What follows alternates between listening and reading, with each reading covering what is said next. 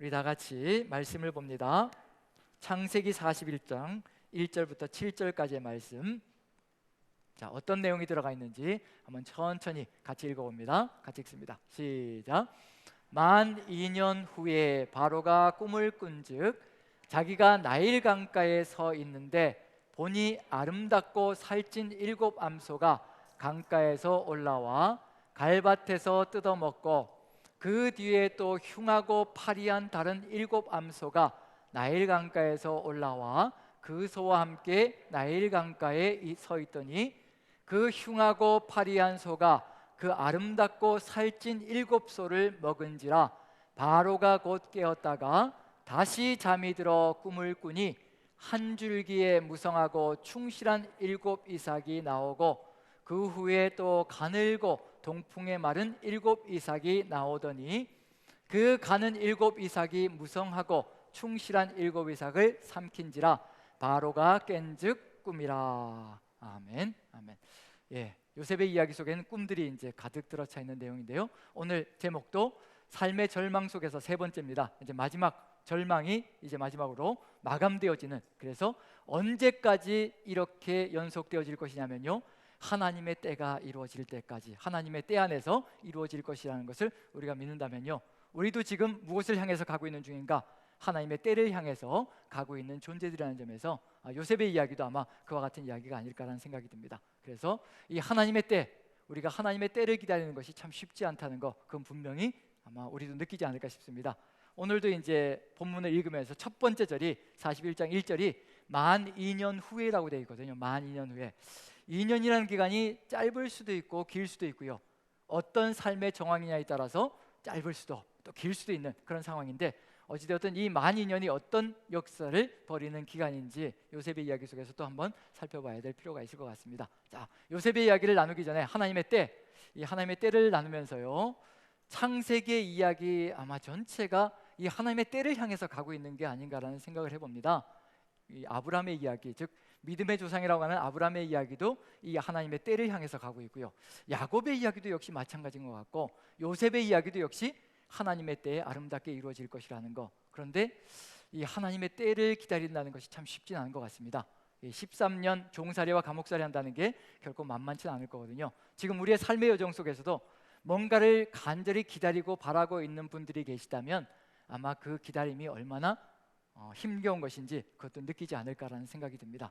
그런 점에서요, 아브라함의 이야기를 잠깐 살펴보면 75세에 믿음의 여정을 떠나서 하나님의 명령을 따라서 믿음의 여정을 떠났습니다. 75세에 떠날 때 약속을 받고, 즉 땅을 줄 것이고, 그 다음에 후손들이 하늘의 별과 같이 바닷가의 모래가 같이 번성할 것이고, 그리고 그 후손들을 통하여서 세상 모든 민족이 복을 누릴 것이고, 이 모든 약속들을 부여받고 가는데, 이 약속들이 한 가지만 없으면 아무것도 이루어질 수 있는 것이 없습니다.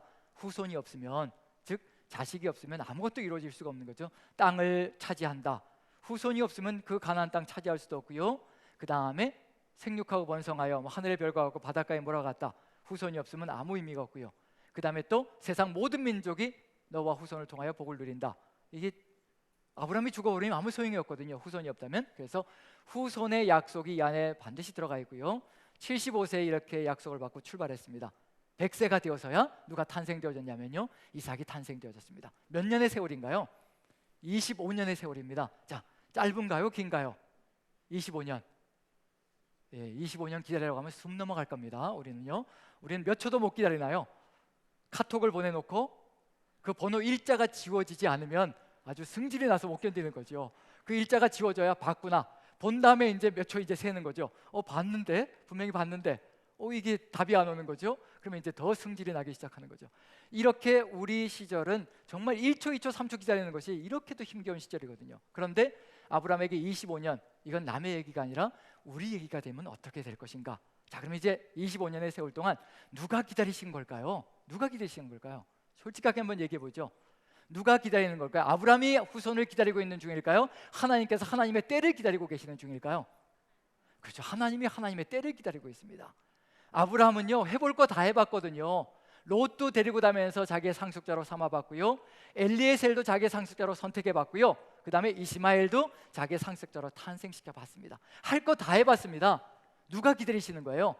하나님께서 그래 너 할 거 다 해보고 손을 들 때까지 내가 기다리고 있으면 그게 25년 세월입니다. 100세가 되니까 이게 아무것도 할 수 있는 게 없는 거죠. 자기 힘으로 자기 능력으로 아무것도 할 수 없다라고 두 손을 번쩍 드는 데까지, 그때까지 기다리는 것이 25년의 세월이었습니다. 결국은 하나님께서 하나님의 때를 기다리고 있다는 얘기가 되는 거죠. 근데 그 하나님의 때가 아니고 사람이 자기의 때를 만들어내고요, 자기의 방법으로 자기의 때를 만들어 간다면 어떤 일이 벌어질 것인가? 롯을 상속자로 선택했고 엘리에셀을 상속자로 선택했고 이스마엘을 상속자로 선택했다면 어떤 일이 벌어질 것인가? 다 누구 것인가요? 누가 준비한 거예요? 아브라함이 계획 세워서 준비한 것이 되거든요. 그럼 다 누구 거냐면요, 아브라함의 것이 되고요, 하나님께서 나중에 이제 네 상속자를 나에게 줬으면 좋겠다라고 얘기할 때 줄 수 있겠냐는 얘기예요. 내가 어떻게 계획 세워가지고 어떤 과정을 거쳐가지고 어떤 죽을 똥 살똥 해가지고 여기까지 올라왔는데 이걸 달라고 하시면 어떻게 줄 수 있겠냐는 얘기예요. 하나님께서 하나님의 때를 기다리고 계시는 이유는 뭐냐면요, 이 모든 것이 다 주어졌을 때 딱 한마디 입에서 나오게 만드시는 겁니다. 하나님께서 하셨습니다라는 고백 나오게 쏟아지게 만드시는 겁니다. 이 한마디가 무엇을 만들어가냐면요, 하나님께서 하신 거면 누구 거란 얘기인가요? 모든 것이요, 내 것이 아니라 하나님 것이 되는 겁니다. 모든 것이 다 하나님 것이 되는 그 순간에요, 하나님께서 이것을 사용하셔서 하나님의 역사를 이루어가는, 하나님 나라를 이루어가는 그 일을 이루어가기 위해서 하나님께서 그 때를 기다리시며 연결시켜 가신다는 얘기거든요. 이것이 아브라함의 이야기에서 요셉의 이야기로 넘어갈 때 하나님께서 계획 세운 건 뭐냐면요, 요셉에게 애굽의 총리가 되는 길을 열어가시고 계시는 중입니다. 애굽의 총리가 되었는데 자신의 계획과 방법대로 애굽의 총리가 되었다. 이 죽을 고생을 해가면서요, 애굽의 총리가 되었다. 이건 누구 것이 될까요? 만약에 하나님이 보이지 않는다면요, 이것은 애굽의 총리의 자리는 내가 노력하고 애쓰고 내 능력으로 이 자리를 만들었다라고 얘기할 겁니다. 얼마나 많은 사람들이 지금 삶을 살아가면서 하나님이 하셨습니다라고 알량하게 고백은 하고 있지만 하나님이 하셨다고 하는데 정작 누리고 있는 모든 것들은요, 자기 것이 되어 있거든요. 물질도 내 것입니다. 건강도 내 것입니다. 모든 내가 성공한 모든 것들이 다 내 것이라고 얘기하고 있는 중이거든요. 하나님께서 필요하니까 나에게 달라라고 내 손에 올려놓으라고 하는데 올려놓지를 못하고 있습니다. 그게 바로 누구 것이냐는 얘기냐면요, 바로 우리의 것이 되어버린 거거든요. 하나님께서 하나님의 때를 기다리고 계시는 이유는 뭐냐면, 애굽에서 요셉이 애굽의 총리가 되었을 때 이 힘과 권력을 가지고 자신의 것을 누리지 않고 하나님의 것으로 삼아서 하나님이 하셨습니다가 되어서 이 모든 힘과 권력을 하나님의 뜻을 위해서 사용하는 자, 그 사람을 세우기 위해서 하나님께서 이 과정을 지금 거쳐가고 있는 중입니다. 지금 첫 단계는 잘 풀었습니다. 무엇을 잘 풀어갔느냐면요, 애굽에서 보디발의 집에 종이 되었을 때 정말 끝까지 종의 역할을 잘 감당했습니다. 그 시간을요, 하나님께서 함께 하시자 함께 하시는 하나님과 함께 그 과정을 버리지 않고 임마누엘의 하나님을 믿으면서요, 코람데오의 신앙을 지키며 끝까지 걸어갔습니다. 어찌 내가 하나님 앞에서 이 큰 악을 저지를 수 있으리요 라고 고백하면서요, 하나님 앞에서 절대로 한 가지 악이라도 저지르지 않으려고 최선을 다해서 함께 하시는 하나님을 실망시키지 않으려고 그 길을 걸어갔습니다. 그리고 그것을 고백함으로 말미암아 어디까지 들어가는 것을 불사했느냐면요, 감옥에 들어가는 것도 불사했습니다.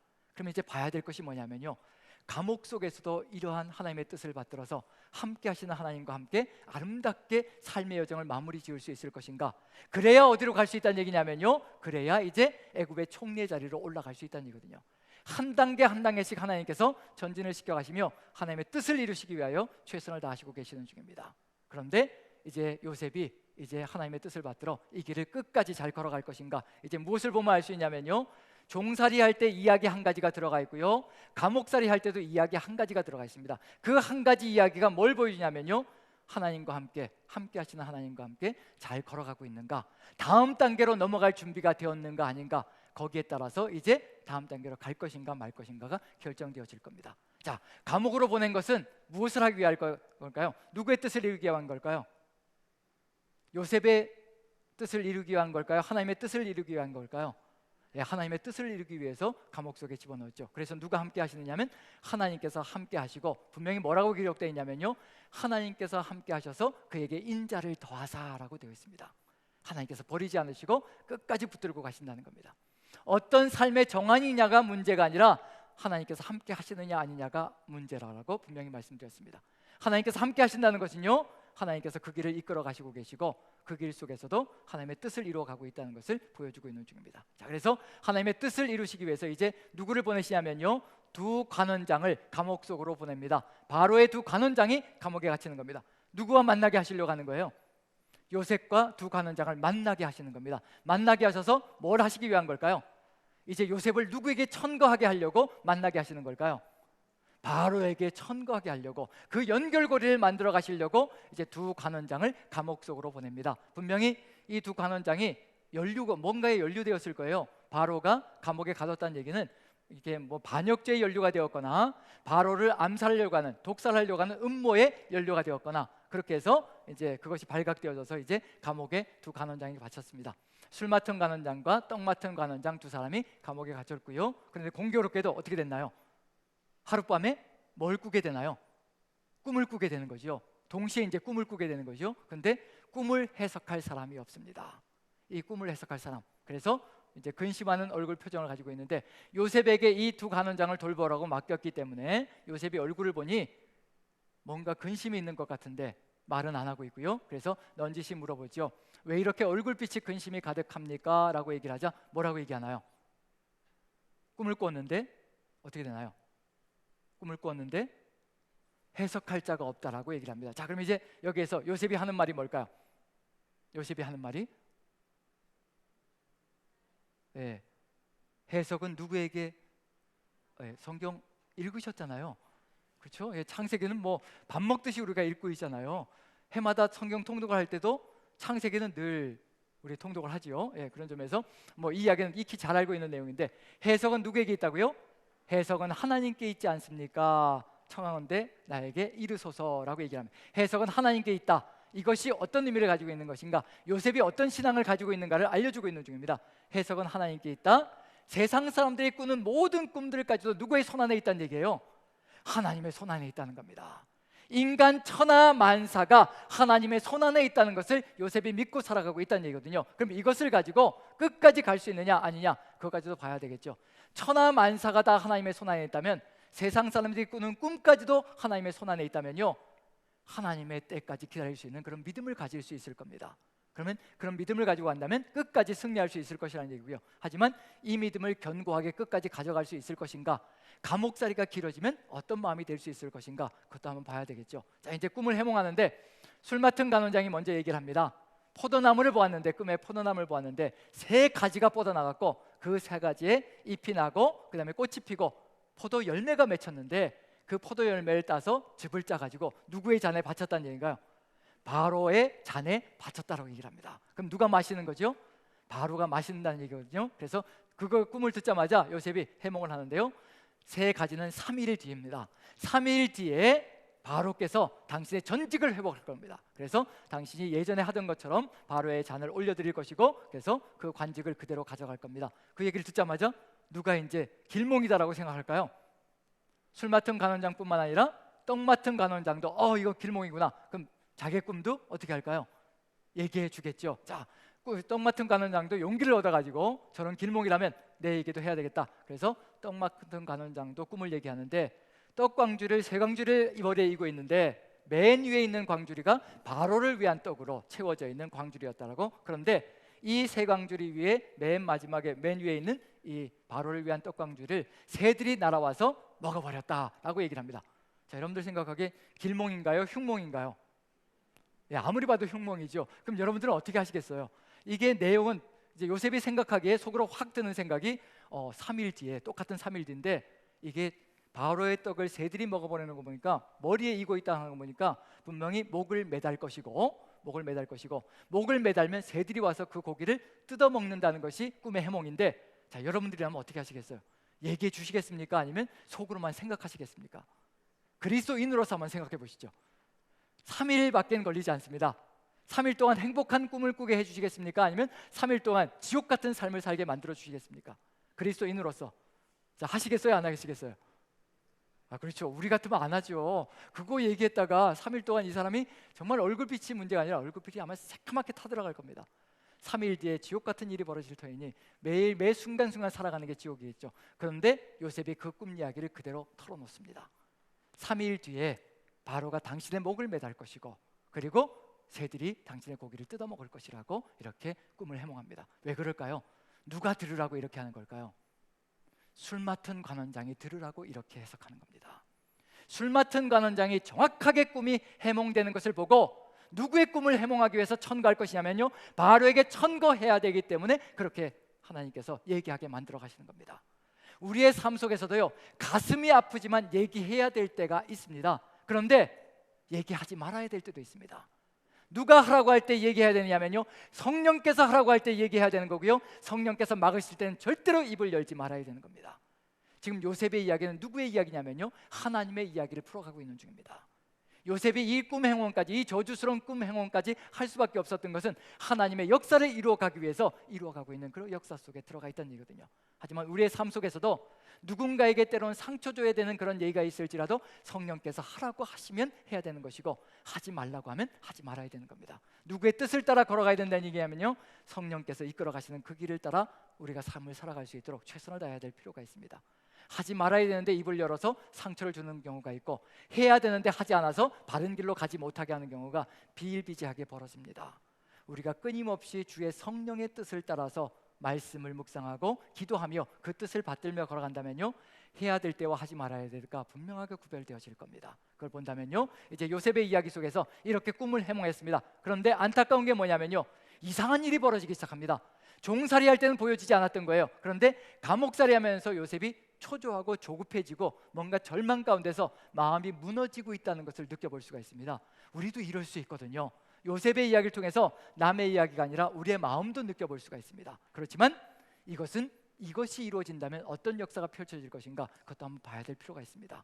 술 맡은 관원장에게 꿈을 해석해 준 다음에 이제 자기의 속내를 드러냅니다. 자기의 상황을 드러내고요, 하소연합니다. 같이 한번 읽어보죠. 40장 13절부터 한번 봅니다. 40장 13절부터 15절까지 같이 한번 읽어보죠. 천천히 같이 시작. 지금부터 사흘 안에 바로가 당신의 머리를 들고 당신의 전직을 회복시키리니 당신이 그 전에 술 맡은 자가 되었을 때 하던 것 같이 바로의 잔을 그의 손에 드리게 되리이다. 당신이 잘 되시거든 나를 생각하고 내게 은혜를 베풀어서 내 사정을 바로에게 하려 이 집에서 나를 건져 주소서. 나는 히브리 땅에서 끌려온 자요 여기서도 옥에 갇힐 일을 행하지 아니하였나이다. 구구절절히 어떤 마음이 들기 시작하나요? 지금 누구의 심령이 그대로 느껴지나요? 요셉이 종살이하고 감옥살이 하면서 구구절절히 억울하고 분한 심정들이 그 안에 가득히 들어차 있습니다. 누구에게 하소연하기 시작하나요? 분명히 기억해야 될 건 뭐냐면요, 요셉이 꿈을 해몽하기 전에 분명히 얘기한 게 있습니다. 해석은 하나님께 있지 않습니까? 나에게 말해주소서. 하나님께서 해석해 주실 겁니다. 모든 것이 천하만사가 다 하나님의 손에 있다라고 고백한 사람입니다. 그런데 술 맡은 관원장의 꿈을 해석하자마자 이 사람이 복직되어서 권력의 자리로 올라갈 것이라는 것을 느끼자마자 누구에게 자기의 사정을 얘기하냐면요, 바로 술 맡은 관원장에게 나를 제발 바로에게 천거해서 나를 건져 주십시오. 나를 구해 주십시오. 누구에게 삶을 맡기기 시작하나요? 천하만사가 다 하나님의 손에 있다라고, 해석은 하나님께 있지 않습니까? 라고 고백했던 그 요셉이 누구에게 자기의 길을 맡기기 시작하나요? 사람에게 자기의 인생을 맡기기 시작합니다. 하나님의 때가 있거든요. 하나님의 때가 있습니다. 우리가 다 준비되어지고 우리가 다 예비되어지면요, 하나님께서 훈련시키신 그 훈련이 다 통과되고 나면요, 하나님께서 최고로 높은 자리에 올려주실 겁니다. 하나님은 그 계획을 가지고 계신 겁니다. 우리는 지금 그 과정을 걸어가고 있는 중입니다. 그런데 우리는요, 그 과정이 너무 힘겹고 버거워서 자꾸만 어디에 의지하려고 하느냐면요, 사람에게 의지하려고 하고 당장 얘기하면 구해줄 수 있는 그 권력자들에게, 힘을 가진 사람들에게, 물질을 가지고 있는 사람들에게 우리가 빌붙어서라도 뭔가를 이루어가려고 하는 안타까운 일들이 벌어집니다. 당신이 잘 되시거든 나를 생각하고 내게 은혜를 베풀어서. 은혜라는 단어가 히브리어 원어로 헤세드라는 단어입니다. 누가 이미 퍼부어주고 계시냐면요, 감옥살이 들어갈 때 분명히 기록된 게 뭐냐면요, 하나님께서 함께 하셔서 그에게 인자를 더하셨다라고 기록되어 있습니다. 그 인자라는 단어가 헤세드라는 단어, 은혜라는 단어와 같은 단어입니다. 하나님의 사랑과 그리고 은혜, 그리고 또 하나님의 끝없는 사랑, 끊어지지 않는 사랑, 하나님의 그 놀라운 자비, 그것이 바로 이 은혜, 헤세드라는 단어입니다. 하나님께서 이미 감옥에 들어가 있는 요셉에게요, 인자를 더하시고 이끌어 가시고 계시는 중입니다. 그런데 그게 보이지 않습니다. 그게 필요한 것이 아니라요, 당장 눈에 보이는 현상이 필요한 겁니다. 우리에게는요, 당장에 내 인생이 확 풀리고 감옥에서 확 빠져나가고 내 이 절망스러운 상황 속에서 당장에 빠져나가서 다른 사람들이 보기에도 화려하고 행복한 삶으로 나아가기를 원하는 것이 우리의 마음속에 가득히 들어차 있습니다. 하나님께서 가시고자 하시는 길이 있거든요. 만약에 여기에서 인간의 때가 이루어진다면 어떤 일이 벌어질 것인가 한번 생각해 보십시오. 그 다음 절에 보시면요, 이 집에서 나를 건져 주소서라고 얘기합니다. 인간에게 자기의 구원을 맡기고 이제 살아가는 그런 삶이 이루어지기 시작합니다. 왜 이렇게 될 수밖에 없는가? 왜 이런 마음이 될 수밖에 없는가? 15절에 답이 들어가 있습니다. 왜 이렇게 하소연하고 절박하게 구해달라고 이렇게 호소하고 있는가? 그것도 하나님이 아니라 사람에게. 15절을 다시 한번 읽어보죠. 요셉의 마음이 어떠한지 같이 한번 봅니다. 같이 시작. 나는 히브리 땅에서 끌려온 자요, 여기서도 옥에 갇힐 일을 행하지 아니하였나이다. 어떤 심정이 느껴지시나요? 나는 히브리 땅에서 끌려왔다는 겁니다. 끌려왔다는 겁니다. 내가 좋아서 뛰어온 것 아니고요, 끌려왔다는 겁니다. 그리고 옥에 갇힐 일도 행하지 않았다. 다 뭐란 얘기예요? 다 당연하다는 얘기인가요? 억울하다는 얘기인가요? 억울하다는 얘기입니다. 히브리 땅에서 끌려온 자라고 되어 있는, 끌려온이라고 되어 있는 히브리 원어가 구노브 그나부티, 똑같은 그나브라는 단어를 가지고요, 두 개를 연속해서 부정사형으로 그리고 본동사형으로 붙여놨습니다. 히브리어 원어에서 이렇게 두 가지, 한 가지 동사를요 두 가지 형태로 붙여놓으면요 강조형입니다. 강조해서 말할 때 이런 방식을 쓰는 겁니다. 그럼 번역할 때 그냥 끌려온 자라고 번역하면 안 되는 겁니다. 나는 강제로 억울하게 끌려온 자라고 번역해 줘야 되는 겁니다. 강조점이 들어가 있거든요. 그럼 여기에 누구에 대한 분노가 가득히 들어차 있을까요? 누구에 대한? 강제로 끌려왔잖아요. 누구에 의해서? 누가 팔아치운 거예요?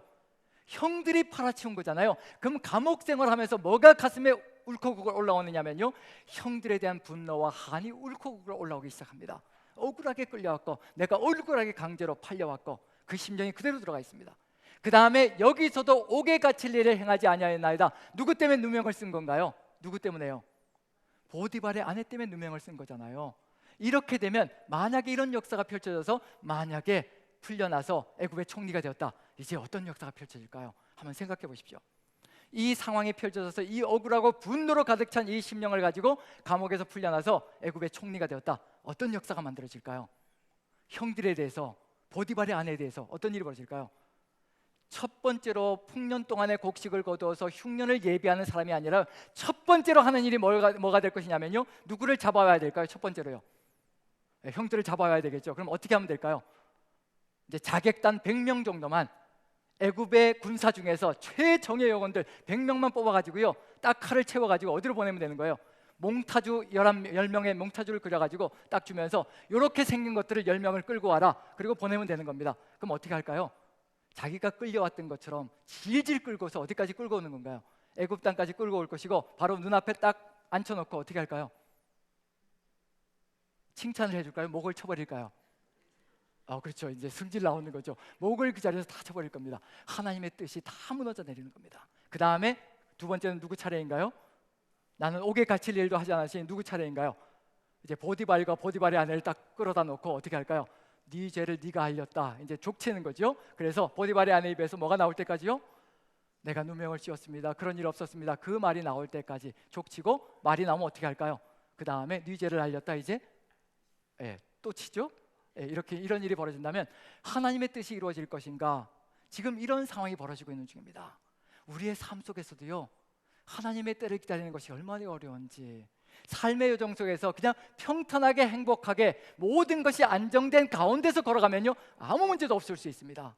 모두가 행복할 수 있습니다. 그런데 종살이하고 감옥살이하고 삶의 정황들이 처절하게 바닥으로 굴러간다면 우리의 마음속에도 이런 마음이 들 수 있고요, 사람에게 의지할 수 있고, 사람에게 의지하다 보면 하나님의 뜻이 아니라 우리의 뜻이 이루어지는 안타까운 세상, 그래서 모두가 사는 세상이 아니라요 모두가 죽음으로 가는 세상이 만들어질 수도 있을 겁니다. 자, 이거 들어야 될까요? 듣지 말아야 될까요? 사람은 약속했을 겁니다. 술 맡은 관원장은요 철석같이 약속했을 겁니다. 왜냐하면요 3일 뒤에 전직이 회복된다는데, 바로왕에게 다시 또 술을 따르는 존재가 된다는데 못 해줄 말이 뭐가 있겠어요? 내가 이 약속을 지킬 뿐만 아니라 너의 모든 악기를 다 열어줄 것이니 아무 염려하지 마라. 전직만 회복되면 내가 뭐든지 다 할 것이야. 너는 나를 위해서 기도하라. 이제 그렇게 되면 어떻게 될까요? 이제 구원해 내면 누구의 종이 될까요? 만약에 술 맡은 관원장이 끄집어냈습니다. 그럼 누구의 종이 될까요? 이제 술 맡은 관원장의 집안에서 종이 되겠죠. 그리고 열심히 일했습니다. 그럼 또 뭐가 될까요? 그 집에서 열심히 일했어요. 뭐가 될까요? 그 집에 또 총무가 되겠죠. 자, 이게 하나님의 뜻을 향해서 전진한 건가요? 후퇴한 건가요? 누구의 집에 있었던 것과 똑같은 일이 벌어지냐면요, 보디발의 집에서 있었던 일과 똑같은 일이 또 벌어지는 겁니다. 그럼 또 어디로 또 가야 되는 거예요? 또 감옥에 들어가야 되는 거죠. 또 거기서 또 인간에게 의지하다 또 어디로 가는 거예요? 또 후퇴하는 겁니다. 왔다 갔다 하다가 인생을 끝낼 수 있다는 얘기거든요. 인간이 보기에는 인간의 의지에서 구원을 받는 것이 한 단계 전진하는 것이고 화려하게 회복되는 것이라고 착각할지 모르겠지만요, 하나님 보시기엔 똑같이 과거로 퇴보하는, 후퇴하는 역사밖에 없다는 겁니다. 하나님의 때와 하나님의 뜻이 이루어질 때 전진을 향해서 나아가는 겁니다. 그래서 하나님께서 해석이 있지 않습니까? 라고 고백할 때 우리의 모든 것을 다 하나님께 맡기는 것이 우리에겐 절실하게 필요합니다. 지금 처절하게 죽음의 직전까지 가 있을지라도요, 하나님께서 모든 것을 아시는 겁니다. 사람이 우리의 마음을 아는 것이 아니라요, 하나님께서 내가 어떤 상황 가운데 있는지, 어떤 처지에 있는지 하나님만큼 아시는 분이 없습니다. 그리고 하나님이 우리의 계획을 가지고 계십니다. 어디에 있어야 할지 그 하나님께 인생을 맡길 수 있는 존재, 그 사람만이 애굽의 총리가 되었을 때 세상을 하나님의 뜻 가운데로 열어가는 그 놀라운 역사를 이루어갈 겁니다. 아무도 죽이지 않고요, 모두가 살아나는 놀라운 역사. 애굽만 살아나는 것이 아니라요, 이스라엘 12지파도 살아나고 온 천지가 다 살아나는 놀라운 역사가 삶 속에서 벌어질 겁니다. 하나님은 그런 사람을 세우기 위해서 한 걸음씩 한 걸음씩 이끌어 나가시는 역사 속에 포함되어 있습니다. 자, 그럼 이제 하나님께서 어떻게 하셔야 될까요? 이 요셉을 다스리기 위해서 어떻게 하셔야 될까요?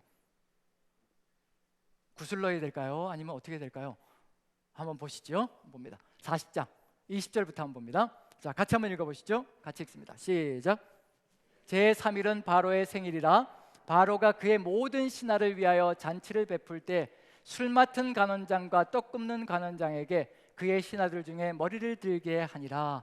바로의 술 맡은 간원장은 전직을 회복하며 그가 잔을 바로의 손에 받들어 드렸고 떡 굽는 관원장은 매달리니 요셉이 그들에게 해석함과 같이 되었으나 술 맡은 관원장이 요셉을 기억하지 못하고 그를 잊었더라. 어떤 일이 벌어지나요? 깨끗하게 지워버리시는 겁니다. 누가 하시는 일일까요? 하나님께서 하나님의 때를 향해서 가고 계시는 중입니다. 사람에게 의지했을 때 그 사람이 내 마음 같지 않은 것, 그것이 바로 은혜입니다. 내 마음 같이 알고 내 마음을 따라서 이해해주고 그 길을 걸어가다가 무슨 일이 벌어질 수 있냐면요, 사람의 뜻을 따라 살아갈 수도 있다는 얘기입니다. 사람들이 내 마음 같지 않은 것, 그게 바로 은혜일 수 있다는 얘기 뭐냐면요, 사람을 바라보지 않고 누구를 바라볼 수 있게 된다는 얘기인가요? 하나님을 바라보는 존재가 될 수 있을 것이기 때문에 그렇습니다. 하나님을 바라볼 때 세상이 달라질 수 있다는 얘기고요, 그 하나님과 함께 걸어갈 때 하나님의 역사가 놀랍게 펼쳐지며 나뿐만 아니라 모두가 살아나는 역사가 아름답게 펼쳐질 겁니다. 우리의 마음 같지 않은 것이 은혜일 수 있다는 것을 마음에 새기신다면 하나님께서 우리에게 말씀해 주시는 것, 예수님께서 우리에게 말씀해 주시죠. 우리에게 뭐라고 말씀해 주셨냐면요, 이렇게 말씀해 주시지 않으셨습니다. 내가 너희를 의지한 것처럼 너희도 서로 의지해서 서로 의지하고 신뢰하고 살아라. 그리하면 세상 모든 사람들이 너희를 내 제자인 줄 알리라. 그렇게 말씀하지 않으셨습니다. 너희도 서로 사랑하라. 내가 너희를 사랑한 것처럼 너희도 서로 사랑하라. 그리하면 너희가 세상 사람들이 너희를 내 제자인 줄 알리라. 예수님께서 왜 사람들에게 자신의 몸을 의탁하지 않으셨는가? 분명히 기록되어 있습니다. 예수님께서는 자신의 몸을 사람들에게 의탁하지 않았다라고 기록되어 있습니다. 왜냐하면 사람들 속에 있는 것이 무엇인지 정확하게 아셨기 때문에 자신의 몸을 사람들에게 의탁하지 않았다라고 기록되어져 있습니다. 우리 안에 무엇이 있는지 우리가 알잖아요. 우리 안에 얼마나 우리가 이기적이고 개인주의적이고 자기중심적인 존재인지 정말 우리 스스로도 너무나 잘 알지 않습니까? 저 자신도 저를 너무나 잘 알거든요. 넓은 것 같지만 좁고 좁은 것 같지만 또 하나님의 은혜가 있다면 또 넓어질 수 있고, 하나님이 아니고서는 이 좁은 것도 넓혀갈 수 없는 아주 하찮은 존재라는 것을 우리 스스로도 알고 있지 않습니까? 이런 존재에게 인생을 맡길 수 없다는 얘기가 되는 거죠. 그래서 하나님께서 우리에게 말씀하신 것은 서로 사랑하라고 말씀해 주셨습니다. 사람은 의지와 신뢰의 대상, 의지와 의뢰의 대상이 아니라 바로 사랑의 대상이라는 것을 알려주시고 계시는 중입니다. 서로 사랑해야 되는 겁니다. 우리 같이 인사 좀 나누죠. 사랑합니다라고 고백했으면 좋겠습니다. 앞뒤 좌우로 보시면서 한번 사랑합니다. 예, 사랑합니다 말이 상당히 나오기가 어렵네요. 예, 이제 속에 있는 게 뭔지 우리가 서로 아니까 사랑합니다도 좀 쉽지 않은 것 같지만, 하지만 주님께서 이끌어 가시는 그 길을 다 완주하고 나면 사랑합니다라는 말이 얼마나 진심의 고백이 될 수 있을지 아마 우리도 느낄 수 있지 않을까 싶습니다. 자, 이렇게 해서 깨끗하게 있게 해주셨습니다. 몇 년 동안일까요? 몇 년 동안? 그렇죠. 오늘 우리가 읽었던 본문의 말씀, 만 2년 후에 2년입니다. 그 2년, 욕하지 마시고요. 예, 2년입니다. 예, 제가 할 때는 괜찮은데 여러분들이 하니까 욕이 되는 것 같다는 느낌이 듭니다. 자, 만 2년 후에, 자, 2년 동안 무슨 일이 벌어졌을까요? 그걸 어디에서 알 수 있냐면요, 요셉이 바로의 꿈을 해몽하면서 보여주는 그 삶의 모습이 2년 동안 벌어진 일이라고 저는 확신합니다. 술 맡은 관원장의 꿈을 해석하면서 해석은 하나님께 있지 않습니까? 라고 해석해 놓은 다음에 마지막에 가서 자기의 일을 다 맡겨버리고요, 나를 구원해달라고 하소연하고 청탁을 합니다. 만약에 바로에게도 이런 일이 벌어진다면 이제 큰일 나는 거죠. 총리가 되었을 때 아주 무서운 일들이 벌어지는 겁니다. 하지만 2년 동안에 무슨 일이 벌어지는가? 2년 동안 누릴 걸, 겪을 걸 다 겪어봤습니다. 이제 술 맡은 관원장이 전직이 회복되어 갔는데 어떤 일이 벌어졌나요? 찾아오나요? 찾아오지 않나요? 새카맣게 있고 찾아오지도 않습니다. 이런 일이 벌어지는 거죠. 그럼 이제 여기서 2년 동안 무엇을 깨달았을까요? 사람에게 의지하는 것이 얼마나 실망과 좌절을 주고 얼마나 고통을 더 가져다 주는가, 그걸 깨닫는 겁니다. 2년 동안이 바로 그런 세월입니다. 그럼 누구만 바라봐야 된다는 얘기인가요? 오직 하나님만 바라보는 것, 하나님만이 모든 것 되신다는 것을 깨닫는 시간, 그 2년의 시간입니다. 우리에게도 그 2년의 시간, 짧은 듯 하면서 긴 듯하고 이 2년의 시간이 우리의 삶을 완전히 뒤바꿔 놓을 수도 있습니다. 그리고 또 중요한 건 뭐냐면요, 이제 야곱과 에서가 화해하는 시간과 요셉과 형제들이 화해하는 시간, 몇 년 차이가 날까요? 몇 년 차이가 날까요? 딱 2년 차이가 납니다. 2년 차이가 나요. 야곱과 요셉이 에서가 만나서 회복을 하는데 몇 년이 걸렸나요? 20년의 세월이 걸렸습니다. 그런데 부분적인 화해로 끝나버리고 맙니다. 그런데 요셉과 형제들이 헤어져 있는 기간 몇 년일까요? 22년의 시간입니다. 몇 년을 더 가져간 거예요? 2년을 더 하나님의 때를 따라서 걸어가니 세상이 달라지는 겁니다. 삶이 달라지는 겁니다. 그 2년이 그 정도로 중요한 의미를 가지고 있는 2년이었다는 거, 그건 분명히 우리가 다시 한 번 더 생각해 봐야 될 필요가 있지 않을까 싶습니다. 그 정도로 중요한 의미를 가지고 있는데요. 자, 이렇게 해서 이제 드디어 바로가 꿈을 꾸었고 이제 때가 되었습니다. 그럼 누가 기억하게 될까요? 바로가 꿈을 꾸고 해석할 사람이 없는 거예요. 영거포 꿈을 꾸었는데, 그럼 이제 술 맡은 관원장이 누구를 생각할 수밖에 없을까요? 이제 때가 된 거죠. 이제 바로가 꿈을 꾸고, 만약에 요셉이 준비가 안 되었다면 몇 년이 걸렸을까요? 만 3년 후에, 만 4년 후에 막 이렇게 연장되어질 겁니다. 그리고 바로가 꿈을 꾸는 것도 계속해서 연기되어질 순간이 온다는 얘기거든요. 우리가 준비되어지면 어떻게 될까요? 우리가 준비되어지면 하나님의 때가 신속하게 열려집니다. 우리가 삶이 준비되어지고 신앙이 준비되어지면요, 40년까지 굳이 안 가도 되고, 모세는 40년이지만 우리는 몇 년만 해도요, 딱 1년만 해도, 우리 남산교회 성도님들은 1년만 해도 그 40년을 완전히 인텐시브로 끝내고 하나님의 뜻을 이루어갈 수 있는 존재가 될 것이라고 확신합니다. 아멘이죠? 예, 감사합니다. 1년입니다. 예. 자, 그다음에 이제 바로의 술 맡은 관원장이 이제 봅니다. 같이 한번 보죠. 41장 같이 한번 읽어봅니다. 같이 시작. 술 맡은 관원장이 바로에게 말하이르되 내가 오늘 내 죄를 기억하나이다. 뭐라고 하는 거예요? 술 맡은 관원장이 내 죄를 이실직고 하나이다. 무엇을 죄라고 얘기하고 있는 중인가요? 자기가 약속했던 것을 잃어버린 것, 즉 요셉에게 약속한 것을 잃어버린 것을 이 술 맡은 관원장이 죄라고 고백하는 겁니다. 약속을 어긴 것이 죄라고 생각하고 있다는 얘기거든요. 그러면 약속을 어긴 것이 죄라면 일부러 잃어버렸다는 얘기인가요? 아니면 하나님께서 강제로 잊게 만드셨다는 얘기인가요? 하나님께서 강제로 잊게 만드셨다는 의미가 들어가 있는 겁니다. 이 죄를 저질렀다라고 얘기하는 고백이 들어간다는 얘기 자체는 뭐냐면요, 자, 그런 의미가 들어가 있습니다. 10절부터 같이 한번 읽어보죠. 같이 시작. 바로께서 종들에게 놓아사 나와 떡 굽는 관원장을 친위제장의 집에 가두셨을 때에 나와 그가 하룻밤에 꿈을 꾼즉 각기 뜻이 있는 꿈이라. 그곳에 친위제장의 종된 히브리 청년이 우리와 함께 있기로 우리가 그에게 말하매 그가 우리의 꿈을 풀되 그 꿈대로 각 사람에게 해석하더니 그 해석한 대로 되어 나는 복직되고 그는 매달렸나이다. 왜 그렇게 끔찍한 해석까지도 다 해줄 수밖에 없었는가? 바로 이때를 위해서 하나님께서 예비하신 길이라는 것을 분명히 깨달아야 할 필요가 있습니다. 이렇게 천거하기 위해서, 그래서 이제 누가 깨닫게 되었나요? 누가 이제 불러내는 건가요? 이제 바로가 불러라고 얘기를 하죠. 이렇게 해서 요셉이 바로 앞에 서게 됩니다. 그러면 이제 바로가 이렇게 얘기하지요. 너는 무슨 꿈이든지 들으면 다 해몽한다라고 얘기를 들었다. 그때 요셉이 뭐라고 얘기할까요? 이제 2년 동안 더 또 훈련받은 것이 있으니까 뭐라고 얘기할까요? 해석은 하나님께 있지 않습니까? 이제 그걸 넘어서서 해석은 내가 아니라 그것부터 시작합니다. 내가 아니라 누구에게요?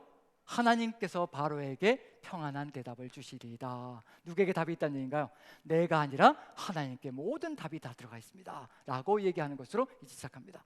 그리고 꿈을 해몽하는데요, 이제 7마리의 살찐 암소가 나왔고, 그 다음에 바싹 마른 암소들이 나왔고, 바싹 마른 암소들이 7마리의 살찐 암소를 잡아먹었는데도 변화가 있다는 얘기인가요? 없다는 얘기인가요? 변화가 전혀 없고, 그 다음에 아주 튼실한 곡식 7가닥이 나왔고, 그 다음에 아주 바싹 마른 곡식 7가닥이 나왔고, 이 바싹 마른 곡식이 잡아먹었는데도 아무런 표시가 나지 않고, 이걸 듣자마자 요셉이 이제 꿈을 해몽하죠. 자, 뭐라고 해몽할까요? 7년 뭐가 온다고요? 살찐 짐승과 이삭은 7년 동안 풍년이 올 것이고, 그리고 나머지 바짝 마른 것은 흉년 7년이 올 것이고, 그런데 어떤 의미가 들어가냐면요, 7년 풍년이 왔는데 이 풍년을 완전히 다 잊어버릴 수밖에 없는 그런 흉년이 온다라고 얘기를 하고 있습니다. 만약에 준비가 되어지지 않으면 모든 사람들이 다 기근으로 멸망할 것이다라고 분명히 선포했습니다. 그리고 바로에게 제안을 합니다. 이렇게 준비하시라고 제안을 하는데, 명철하고 지혜로운 자를 선택하셔서 그 사람으로 7회 풍년 동안 곡식의 5분의 1을 예비하고 저장하여서 이 흉년을 예비하시면 모두가 살아날 수 있는 길이 열릴 것입니다 라고 얘기하고, 그 다음에 뭘 얘기해야 될까요? 더 얘기할 게 있나요, 없나요? 그 다음에 자기를 천거할까요, 천거하지 않을까요? 자신을 천거하는 일이 없습니다. 감옥에 들어가지 않게 해주십시오, 나를 구원해 주십시오, 그런 얘기를 전혀 하지 않습니다. 여기에서 뭐가 되었다는 얘기냐면요, 하나님의 때가 되었다는 것을 얘기하고 있는 중입니다. 이런 사람이 어디로 올라가야 된다는 얘기냐면요, 모든 것을 하나님께 맡기는 사람이 이제 총리의 자리로 올라가야 그 다음에 모든 사람이 살아나는 길로 갈 수 있다는 것, 이 하나님의 때가 되어서 드디어 또 역사가 펼쳐지기 시작합니다. 몇 단계로 가느냐면요, 항상 종살이 할 때도 4단계, 그 다음에 감옥살이 할 때도 4단계, 그 다음에 또 애굽의 총리가 될 때도 4단계, 이렇게 넘어가면서 이제 총리의 직으로 넘어가는 역사가 펼쳐지는데, 첫 번째로 한번 보죠. 무엇부터 시작하는지. 자, 41장 16절 38절 같이 읽어봅니다. 같이 읽습니다. 시작. 요셉이 바로에게 대답하여 이르되 내가 아니라 하나님께서 바로에게 편안한 대답을 하시리이다. 자, 누가 하신다고요? 하나님께서. 그 다음에 38절 같이 읽습니다. 시작. 바로가 그의 신하들에게 이르되 이와 같이 하나님의 영에 감동된 사람을 우리가 어찌 찾을 수 있으리요 하고, 바로가 보기에도 요셉은 누가 함께하는 사람인가요? 하나님께서 함께하는 사람입니다. 세상 사람이 보기에도 하나님이 함께하는 사람이라는 것을 분명히 느낄 수 있습니다. 그건 무슨 얘기냐면요, 하나님께서 요셉을 버리신 적이 없고 늘 함께하시며 걸어가고 있다는 것을 보여주고 있는 중입니다. 이게 첫 번째고요. 그 다음에 하나님께서 함께하셔서 누구에게 은덕을 입게 하실까요? 누구에게? 보디발에게 은덕을 입게 했고요, 간수장에게 은덕을 입게 했고요, 그 다음에 이제 누구죠? 바로에게 은덕을 입게 해야 되겠죠. 그래서 41장 다음 부분을 보시면요, 39절 40절 같이 한번 읽어봅니다. 같이 시작. 요셉에게 이르되 하나님이 이 모든 것을 내게 보이셨으니 너와 같이 명철하고 지혜 있는 자가 없도다. 너는 내 집을 다스리라. 내 백성이 다 내 명령에 복종하리니 내가 너보다 높은 것은 내 왕자뿐이니라. 은덕을 베풀어서 높은 자리로 올리는데, 이제 세 번째 어떤 자리로 올릴까요? 어떤 자리로? 보디발의 집에서 총무고요, 감옥에서 총무 역할을 했고요, 이제 애굽의 뭘로요? 총리 역할이 나와야 되겠죠. 그 다음 41절부터 같이 한번 읽어봅니다. 같이 시작. 바로가 또 요셉에게 이르되 내가 너를 애굽 온 땅의 총리가 되게 하노라 하고 자기의 인장 반지를 빼어 요셉의 손에 끼우고 그에게 세마포 옷을 입히고 금사슬을 목에 걸고 자기에게 있는 버금술에 그를 태우매 무리가 그의 앞에서 소리 지르기를 엎드리라 하더라. 바로가 그에게 애굽 전국을 총리로 다스리게 하였더라. 바로가 요셉에게 이르되 나는 바로라. 애굽 온 땅에서 내 허락이 없이는 수족을 놀릴 자가 없으리라 하고, 한 단계씩 한 단계씩 올라가는 것이요, 하나님의 뜻을 따라서 하나님의 때에 이루어지는데, 그 하나님의 때는 언제 이루어지는 거냐면요, 우리가 하나님의 때를 따라갈 수 있는 그 준비가 되어져 있을 때 한 단계씩 하나님께서 올려가십니다. 작은 일에 하나님의 뜻을 받들어 하나님과 함께 최선을 다하는 그 삶을요, 한 단계씩 올리시면서 결국 애굽의 총리로까지 올려가시는 역사가 펼쳐집니다. 이제 마지막 네 번째 단계 뭘까요? 이렇게 총리로 올린 다음에 어떻게 해야 될까요? 바로가 간섭을 해야 될까요? 간섭하지 말아야 될까요?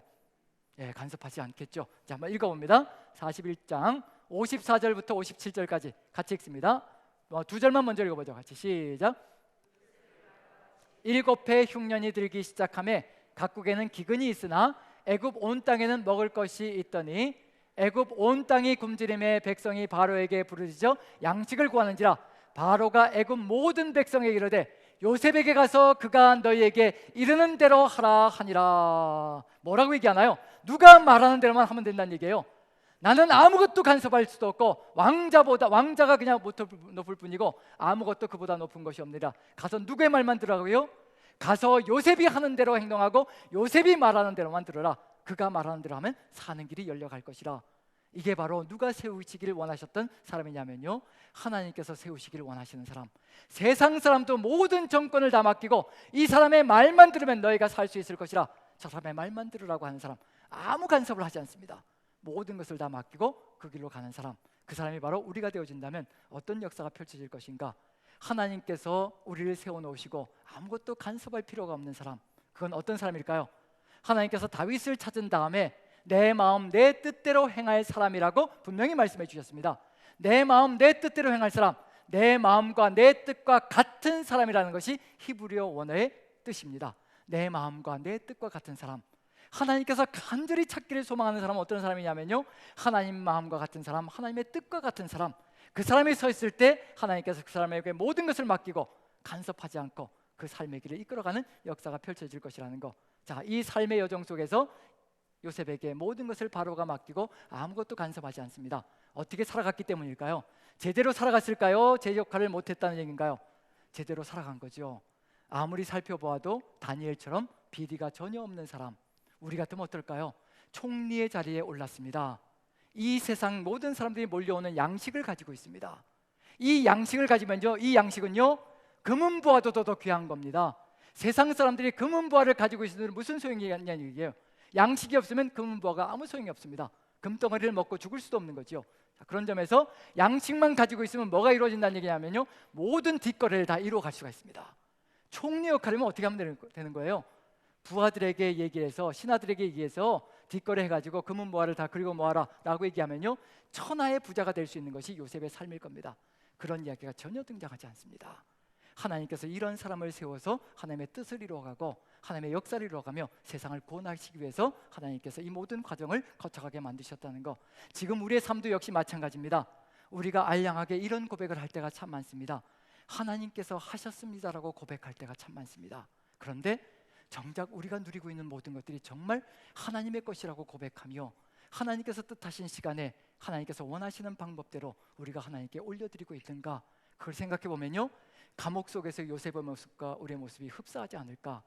하나님께서 하셨습니다, 하나님께서 하십니다라고 고백해놓고 사람들에게 자신의 삶을 의탁하고 신뢰하며 구원해달라고 그렇게 호소하는 그런 존재가 되지 않을까라는 생각을 해봅니다. 여기서 분명한 건 뭐냐면요, 하나님께서 이 모든 길을 이루어가며 요셉이라는 인물을 세우고요, 이제 어떻게 하는가. 56절 57절 같이 한번 읽어보죠. 시작. 온 지면에 기근이 있음에 요셉이 모든 창고를 열고 애굽 백성에게 팔세 애굽 땅에 기근이 심하며 각국 백성도 양식을 사려고 애굽으로 돌아와 요셉에게 이르렀으니 기근이 온 세상에 심함이었더라. 아멘, 아멘. 자, 여기에서 이제 분명한 건 뭐냐면요, 몇 단계까지 가야 될 것인가. 각국 백성들이 살아온다. 한번 우리 도표를 보시면서 한번 마지막 마무리를 해보죠. 자, 세 번째 것만 읽어봅니다. 세 번째 단계로 나가는데요, 제수옷에서 총리 옷으로 바꿔 입었습니다. 그리고 첫 번째가 요셉이 여호와의 영에 감동된 사람으로 인정을 받았다는 거, 첫 번째고요. 하나님이 함께하는 사람. 두 번째, 요셉이 바로의 인정을 받고 그 다음에 은덕을 입는다. 그게 두 번째고요. 그 다음에 세 번째로 바로가 요셉을 총리로 삼아 이집트의 전국을 그의 손에 맡긴다.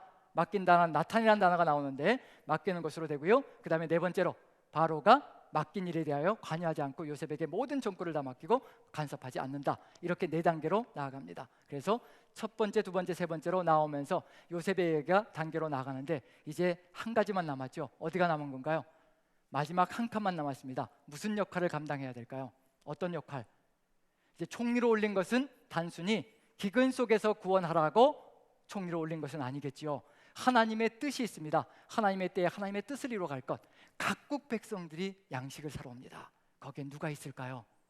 이제 그게 다음에 이야기가 될 겁니다. 각국 백성들이 양식을 사러 오는데 누구도 이제 양식을 사기 위해서 이 땅으로, 애굽 땅으로 오게 될까요? 형제들도 오게 될 겁니다. 이제 그 형제들과 함께 아름답게 마무리 지어 정말 하나님의 뜻 가운데서 회복의 역사, 화해의 역사, 연합의 역사로 이루어져 갈 것인가, 이제 하나님 나라의 총리의 역사를 이루어 갈 것인가, 거기에 따라서 요셉이 아름답게 마무리 지어 갈 것인가, 그것도 여기에 들어갈 것이라 생각되어집니다. 우리의 삶도 역시 마찬가지입니다. 마지막 단계까지 가야 되는 겁니다. 높은 자리에 올려주시고 수많은 것들을 줄지라도 그것이 끝이 아니라 그 모든 것을 가지고 하나님의 뜻을 위해서 사용하기를 간절히 소망하시는 하나님의 뜻이 있다는 것을 마음에 새기고, 저와 여러분들 모두가 한마음 되어서 주의 그 뜻을 받들어 주님의 역사를 이루어가는 귀한 승리 있기를 간절히 축원드립니다. 기도하겠습니다. 사랑의 하나님, 우리의 삶 속에서 주의 은혜로 함께 하시고 주의 뜻을 세워주시어서 우리가 그 뜻 가운데 거하게 도와주시며 하나님과 함께 동행하는 귀한 삶 멈추지 않게 도와주시옵소서. 우리가 세상을 향하여, 사람을 향하여 눈을 들고 도와달라고 호소할 때에도 주께서 주의 뜻을 위하여, 주의 때를 위하여, 우리를 위하여 아버지 그 길을 계획 세운 대로 이끌어 주시어서 오직 하나님 나라가 우리를 통하여 이루어지게 도와주시옵소서. 주님께서 함께 하시면 우리가 주님의 때까지 정말 성실하게 진실하게 걸어갈 수 있을 줄로 믿고 확신합니다. 주님께서 함께 하시고 끝까지 인도하여 주시옵소서. 감사드리며 예수님의 이름으로 기도합니다. 아멘.